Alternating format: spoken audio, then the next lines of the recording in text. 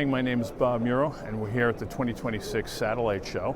And we're from Maury Microwave, and we'll just walk through some of the demos that we have here this morning. So our primary product here is the ACE 9600, right?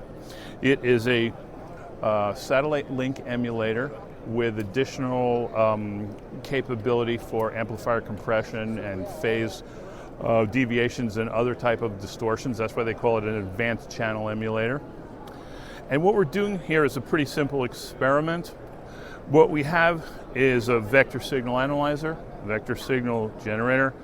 We are generating a basic 16 QAM signal that you can see. We've used the constellation capability of the VSA to recover this. And what we're doing is we're adding dynamic noise profile to emulate what might be happening in space. So you'll notice we have a sawtooth waveform here. And as this red line goes across, it's the point in the file where it's affecting the signal. So the digital signal's coming in, and you'll notice the constellation points are fine down by the bottom. And as we reach the top, you'll notice we have a great deal of noise on the signal. And so what this is emulating is the bit error rate that you might encounter when you're going through space. Now, typically what you would have is a modem actually connected to this, so you would have real bit error.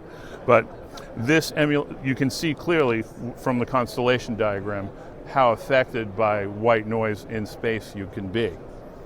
And then we also have some additional files with our Sat-Chen program.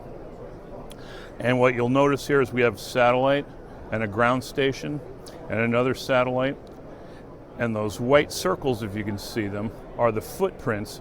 So you have line of sight data to the ground station. So what we're doing is walking through certain parameters like delay, which is Doppler shift, frequency offset, and attenuation.